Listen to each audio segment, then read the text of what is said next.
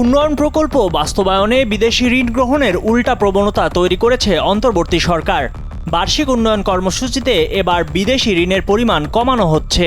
আগামী 2025-26 অর্থবছরে অন্তর্বর্তী সরকারের প্রথম বাজেটে এ উন্নয়ন নীতি অনুসরণ করা হবে। সাধারণত প্রতি বছরের এডিপিতে আগের বছরের চেয়ে বিদেশি ঋণের বরাদ্দ বেশি থাকে। চলতি অর্থবছর পর্যন্ত এ প্রবণতায় চলছিল এডিপি। উন্নয়ন প্রকল্পে বিদেশি ঋণ প্রাপ্তির বিষয়ে কাজ করে অর্থ মন্ত্রণালয়ের অর্থনৈতিক সম্পর্ক বিভাগ ইআরডি। এ বিভাগের কর্মকর্তাদের সঙ্গে কথা বলে জানা গেছে, আগামী অর্থবছরে এডিপিতে বিদেশি ঋণের বরাদ্দ দাঁড়াতে পারে ৭৫,০০০ কোটি টাকার মতো, যা চলতি অর্থবছরের চেয়ে ২৫,০০০ কোটি টাকা কম। এভাবে ছোট আকারে তৈরি করা হচ্ছে আগামী 2025-26 অর্থবছরের নতুন এডিপি। এ অর্থবছর এডিপিতে বিদেশি ঋণের পরিমাণ ছিল ১ লাখ কোটি টাকা। বিভিন্ন মন্ত্রণালয়ের চাহিদা ছিল ৯১,০০০ কোটি টাকা, অর্থাৎ চাহিদার চেয়েও ৯,০০০ কোটি টাকা বেশি বরাদ্দ দেওয়া হয়েছে। আগের কোনো অর্থবছরের এডিপিতে পরিমাণে এত বেশি বিদেশি ঋণ রাখা হয়নি।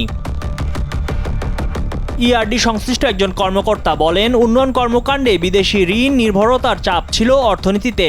Double million offer Walton fridge কিনে পেতে পারেন ২০ লক্ষ টাকা, রয়েছে কোটি কোটি টাকার নিশ্চিত উপহার। পরিস্থিতি এমন পর্যায়ে এসে দাঁড়ায় যে পুরনো ঋণ পরিশোধে আবার নতুন ঋণ নিতে বাধ্য হয় বিগত আওয়ামী লীগ সরকার। এতে বাড়ে দায় দেনার বোঝা। অন্যদিকে বিদেশি মুদ্রা রিজার্ভেও প্রভাব পড়ে। এই পরিস্থিতি থেকে বের হয়ে আসার চেষ্টা করছে অন্তর্বর্তী সরকার। এ কারণে আগামী 2025-26 অর্থবছরে উন্নয়ন ব্যয়ে লাগাম টানার চেষ্টা চলছে। যেন তেন প্রকল্পে বিদেশি ঋণ নিরুৎসাহিত করা হচ্ছে। এ কারণে দেশি বিদেশি উভয় অংশেরই বরাদ্দ কমিয়ে এনে এডিপির আকার ছোট করা হচ্ছে। বিদেশি ঋণের আকার কমানোর অন্য কারণ হিসেবে ওই কর্মকর্তা বলেন, ভারতীয় লাইন অফ ক্রেডিট থেকে ঋণ পাওয়া যাচ্ছে না।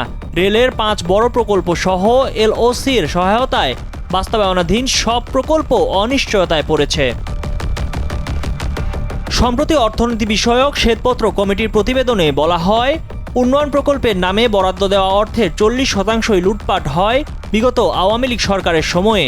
মূলত রাজনৈতিক চাঁদাবাজি, ঘুষ এবং বাড়তি খরচ দেখিয়ে এই বিপুল অর্থ লুটপাট করেছে বিদায়ী ক্ষমতাসীন দলের প্রভাবশালী নেতা ও সুবিধাভোগীরা। প্রকল্পের খরচ ফুলিয়ে ফাঁপিয়ে দেখিয়ে অর্থ লুটপাট করা হয়েছে। অনেক প্রকল্পের কাজ শেষ না করেই ঠিকাদার বিল তুলে নেওয়ার ঘটনাও ঘটেছে। ময়ূখ ইসলাম, কালের কণ্ঠ।